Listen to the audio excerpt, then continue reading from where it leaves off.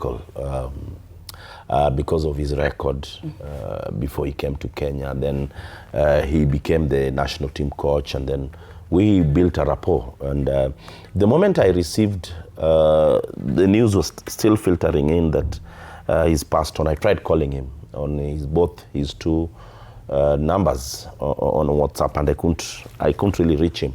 So now I can see several other prominent journalists have already posted that we've lost Engin, someone who I think was misunderstood. And I'm one of the guys who misunderstood Firat, because he came in as a coach who really wanted to build the game in the country, but there was a lot of the turbulence was quite strong then. The politics around Kenyan football and the transition, we were expecting new leadership. But having said that, I was happy to be, I think it was against Namibia. Kenya played Namibia in Johannesburg, and I attended that match. I had a sitting with him, and I really understood who Engin Firat was.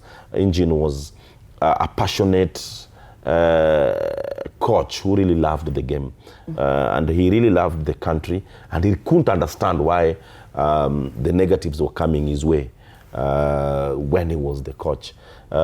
He took us to very prominent friendlies. That's one thing I would like to say about him. He made sure that Kenya played big friendlies. We played against Russia in his regime. We played against Qatar and various other teams. So it's painful for me and the fraternity to have lost a very good football friend. May you rest in perfect peace, Engin Firat. Now let's move on to rugby. Look at the images. If you look at the graphics, man, something really has to be done. Now, Arocho, before we wind up, you've met Engin Firat one-on-one. He has been your friend. So, unamkumbuka nini sana because a lot of people are calling him Tali. No. In fact, I'm the one among the guys who started that conversation. As Arocho, I don't believe in foreign expertise, more so in soccer. Yes. I believe that the talent that we have in Kenya is capable. We might bring in a few here and there, but we need not to depend entirely on foreigners. Now, coming back to your question, is somebody that I have interacted with. I said I traveled with him to Johannesburg when Kenya was playing against Namibia, when Kenya didn't have a home ground, so we played in South Africa. So we went as a national team to South Africa to play that match in Cape Town. He was a good guy. He was misunderstood because when he came into the country, he had 11 matches that he had played. He had not won. He had 9 draws. He lost 9 and picked 2 draws. So me as a journalist, when he came in, I had to analyze his performance, and that's what I brought out. But eventually I came to understand the kind of a gentleman that Engin was. Firat was somebody who loved the game. He is somebody who, even as at now, we still owe him a lot of money. He was in the country for more than a year without any pay.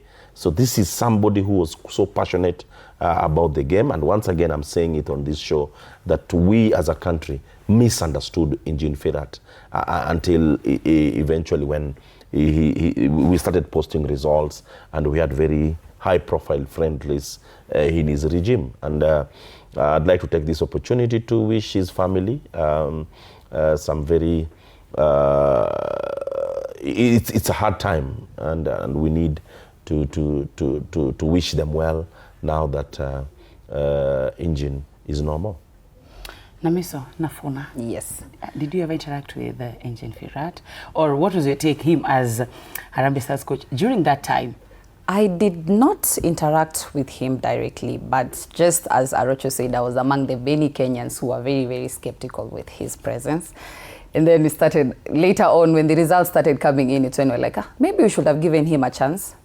And it's a very big loss to the football fraternity and to every other person who loved the game. You could see the passion in him, you know, even as Arocho said, He was here, he was doing his job without getting paid, but he never gave up. He instead helped us to soar to great levels, and his contribution to football will never be forgotten. It's a very sad morning. May his soul rest in peace, and we wish grace upon his family members. Were you satisfied with Engin Firat as Harambee Stars coach?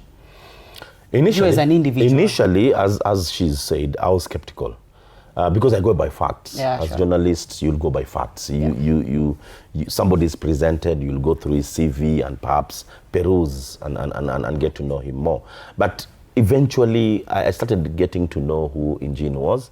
It was so unfortunate that in his regime, towards the end of his regime, most of our matches were played outside the Nairobi, our home matches. So the country did not really feel him that much when we were qualifying for the World Cup or even trying to qualifying for AFCON. So I think we played in Malawi 2 matches, we played 1 in South Africa.